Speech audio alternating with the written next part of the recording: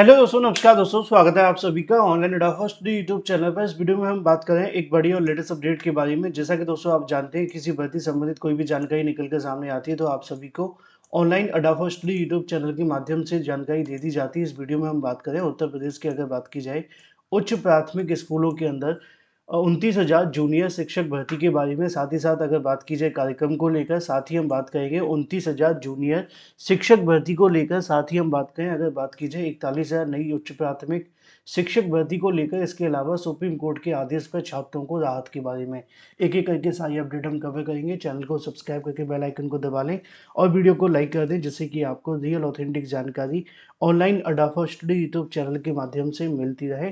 सीधे शुरुआत करते हैं पहली और बड़ी अपडेट के साथ। दोस्तों, उत्तर प्रदेश के अंदर अगर बात की जाए शिक्षक भर्तियों को लेकर, तो हालात आप जानते हैं क्या है कि यहाँ पे उत्तर प्रदेश के अंदर जब तक कोर्ट के माध्यम से कोई आदेश नहीं आ जाता, तब तक यहाँ पे सरकार कहीं न कहीं इस बात को सुनती नहीं है ना। कई बार आप सभी ने भर्तियों के अंदर देखा है, बहुत सारी ऐसी भर्तियां हैं जब कोर्ट के आदेश आते हैं तभी सरकार के कान पर जू रेंगती है। अगर कोर्ट कोई आदेश ना दे तो ये मामले सालों साल लटके रहते हैं, चाहे वो कोई भी शिक्षक भर्ती हो, प्राथमिक की हो या जूनियर की। अब एक इसी से संबंधित मामला और है जो कि आप सभी के सामने है।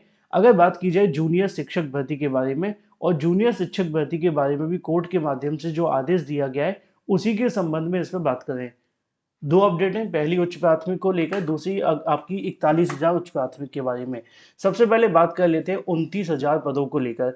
सुप्रीम कोर्ट ऑफ इंडिया के माध्यम से इस मामले पर हाल ही में एक आदेश दिया गया था, जिसके बाद से बहुत सारी चीज़ें मैंने आप सभी को आकर के बताई थी कि यहाँ पर सुप्रीम कोर्ट ऑफ इंडिया की तरफ से उत्तर प्रदेश के उच्च प्राथमिक विद्यालयों में 29,000 जूनियर शिक्षक भर्ती को लेकर जो आदेश है वो जारी किया गया था। ये जो आदेश दिया था उसको लेकर यहाँ पे कहीं न कहीं अभ्यर्थियों के माध्यम से मांग रखी गई थी कि जो 29,000 जूनियर शिक्षक भर्ती है, इसके अंदर जो भी टीचर्स के पद खाली रह गए, उनको कहीं न कहीं यहाँ भर दिया जाए। सुप्रीम कोर्ट ने इस बात को स्वीकार किया, क्योंकि यहाँ पर अभ्यर्थियों की गलती नहीं थी, गलती सरकार की थी। सरकार ने बिना वजह इस भर्ती को रोक के रखा हुआ था और काफ़ी लंबे समय से बीएड और बीटीसी करने वाले तमाम यूपीटीईटी पास कैंडिडेट इस मामले को लेकर सरकार पर दबाव बना रहे थे। लेकिन सरकार ने कभी हाई कोर्ट, तो कभी डबल बेंच, तो कभी सुप्रीम कोर्ट के अंदर इस मामले को चैलेंज किया, और ऐसे में कहीं न कहीं यहाँ पे इन अभ्यर्थियों को आज तक नियुक्ति नहीं दी गई थी। अब एक सवाल आपके मन में वो काफ़ी लंबे समय से था, जब ऑर्डर आया था तभी मैंने आपको बता दिया था कि इस ऑर्डर के आधार पे कौन-कौन से वो अभ्यर्थी हैं जिनको इसमें मौका मिलेगा। और अभी भी इस मामले को लेकर अगर आपके मन में कोई कन्फ्यूज़न है, तो वो भी मैं आपको क्लियर कर देता हूँ कि यहाँ पे 29,000 के अंदर चाहे आपके 4,000 पद खाली हैं या 5,000 पद खाली हैं, सुप्रीम कोर्ट ने जो आदेश दिया है वो ये है कि सभी पदों को भरा जाए। लेकिन सभी पदों को भरने के साथ साथ उन्होंने कंडीशन भी लगा दी, और वो कंडीशन सबसे महत्वपूर्ण है। और ये कंडीशन ये है कि जो आप सभी के पद खाली हैं, उनमें से इन अभ्यर्थियों को मौका दिया जाएगा, जैसा कि यहाँ पे लिखा हुआ है।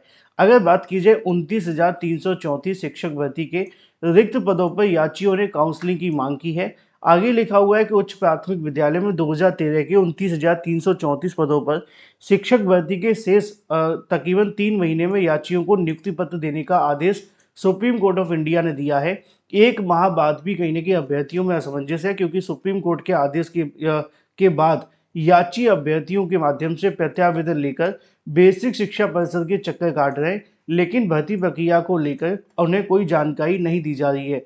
इसके बावजूद कुछ अभ्यर्थियों ने परिषद कार्यालय में अपने प्रत्यावेदन को जमा कराया और जल्द काउंसलिंग शुरू करने की मांग की। लिखा हुआ है कि अगर जल्द काउंसलिंग शुरू नहीं होती है तो ऐसी स्थिति में वे मुख्यमंत्री सीएम योगी आदित्यनाथ से मिलेंगे और वहां पर 29,000 जूनियर शिक्षक भर्ती को लेकर कार्यक्रम जारी कराने की मांग करेंगे। अब इस बात में पूरे तरीके से कन्फर्म है कि जो उत्तर प्रदेश की उच्च प्राथमिक जूनियर शिक्षक भर्ती निकाली गई थी मैथ और साइंस के लिए, गणित और विज्ञान की शिक्षक भर्ती आई थी, ठीक है। अब ये उनके लिए भी काम की बात है जो नई भर्ती का इंतजार कर रहे हैं, यानी कि 41,000 जूनियर शिक्षक भर्ती के लिए। क्योंकि आपने देखा होगा, हाल ही में सरकार ने विधानसभा में एक जवाब दिया।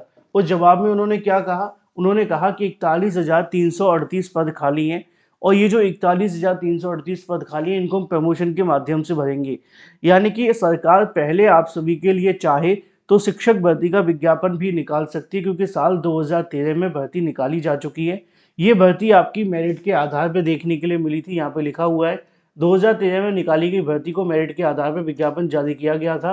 अभ्यर्थी अरविंद शुक्ला की और इसके अलावा और भी तमाम अभ्यर्थी की याचिका पर कहीं न कहीं सुप्रीम कोर्ट ऑफ इंडिया ने यहाँ पे जो आदेश है वो जारी किया है, जिसमें मामला ये है कि जो अभ्यर्थियों से आवेदन लिए गए थे, उसके क्रम में भर्ती प्रक्रिया चल रही थी, लेकिन 8वें राउंड की काउंसलिंग कराए जाने के बाद योगी सरकार ने 23 मार्च 2017 को नियुक्ति प्रक्रिया रोक दी, क्योंकि चयन में धांधली किए जाने के आरोप लगे।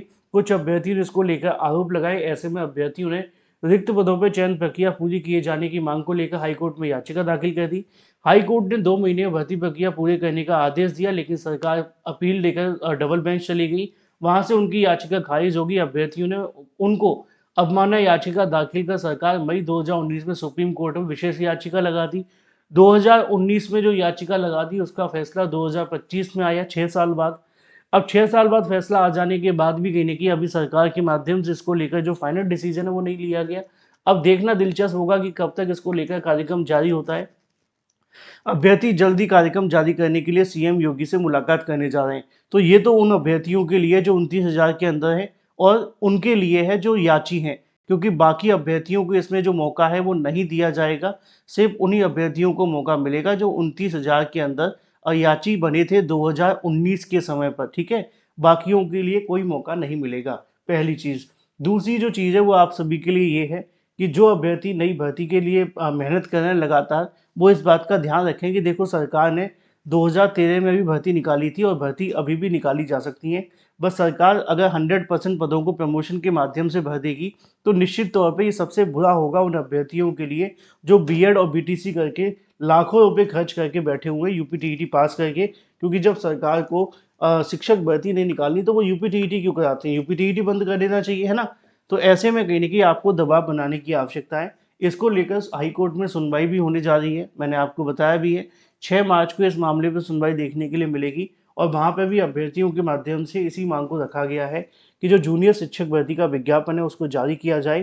प्रमोशन को रोककर सीधी भर्ती के माध्यम से जो भी बीएड और बीटीसी प्लस 6 टू 8 के यूपीटीईटी पास करने वाले अभ्यर्थी हैं उनको इस भर्ती में बैठने का मौका मिले। अब यहाँ पे 29,000 के अभ्यर्थियों को तो सुप्रीम कोर्ट से राहत मिल गई है।